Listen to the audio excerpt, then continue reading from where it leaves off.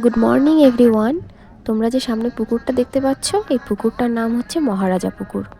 এটা বিশাল বড়। এর একটা বিশেষত্ব আছে, এর চারপাশে এত গাছপালা রয়েছে, কিন্তু এই পুকুরের জলে একটা পাতাও নাকি কোনোদিনও পড়ে না। এবং আমি নিজেও সেটা দেখেছি এবং লক্ষ্যও করেছি, সত্যি এই জলের মধ্যে এতটুকুও নোংরা ভাসে না। ব্যাস এটা এখানকার বিশেষত্ব। এই যে সামনে একটা সাইনবোর্ড দেখা যাচ্ছে, এই সাইনবোর্ডটাতে লেখা আছে যে পুকুরের কি নিয়ম কানুন। যেহেতু খুব জাগ্রত একটা পুকুর, ভগবানের স্থান বলা হয় এটাকে, সকলে এখানে পুজো দিতে আসে, মানত করে এবং সেটা নাকি পূর্ণ হয়। পুকুরটা আমার স্কুল থেকে 1/2 কিলোমিটারের মধ্যেই।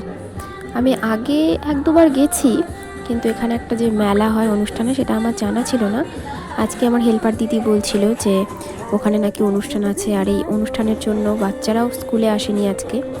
তাই ডিউটি শেষ করে আমি দিদিকে নিয়ে একটু বেরিয়ে পড়েছিলাম যে চলো দিদি একটু দেখে আসি যে কেমন পুজো টুজো হয় ওখানে। দেখলাম বেশ ভিড় হচ্ছে আস্তে আস্তে। এই পুজোটা নাকি সরস্বতী পুজোর পরের দিন হয় আর কি, এবং 2 দিন ধরে এখানে অনুষ্ঠান হয়, গান টান হয় আর কি, প্লাস মেলা হয় এখানে। কি বলবো, আর বেশ ভালোই আয়োজন হয়েছে দেখতে পাচ্ছি আমি। যদিও লোকজন আসতে শুরু করেছে, বিকেলের দিকে প্রচুর ভিড় হয়ে যাবে এই জায়গায়, কিন্তু আমি হয়তো আর আসতে পারবো না, আমার স্কুল থেকে বাড়ি অনেকটাই দূরে। এখানে সরস্বতী পুজো হয়েছে দেখতে পেলাম, তাই একটু প্রণাম করে নিলাম।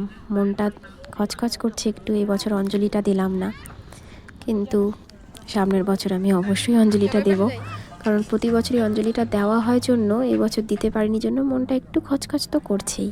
কারণ মা সরস্বতীর আশীর্বাদের প্রয়োজন সারা জীবন আমাদের প্রত্যেকটা মানুষেরই প্রয়োজন পড়বে আর কি। এরপর একটু ঘুরে ঘুরে দেখছিলাম চারিপাশটা, বেশ কয়েকটা দোকানপাটও বসেছে, সব যদিও বসেনি এখনও, যে কয়েকটা বসেছে তাই একটু ভিডিও করে নিলাম। বেশ ভালো লাগে, একটা মেলা মেলা ফিল, বেশ ভালো লাগে। ভাবলাম যে মেলার থেকে কিছু একটা কিনবো, কাপ টাপ কিছু কিছু তো কেনা উচিত মেলায় গেলে, তাই না? তারাও তো জীবিকা নির্বাহ করে এই মেলার দোকান করেই। এবার জিনিসটা হাতে নিয়েও নিলাম না, তার কারণ হচ্ছে আমি স্কুটিটা বেশ কিছুটা দূরে রেখে এসেছিলাম, পার্সটা আমার ডিগ্গিতে ছিল, তাই আর কিছু না কিনে চলে আসতে হলো।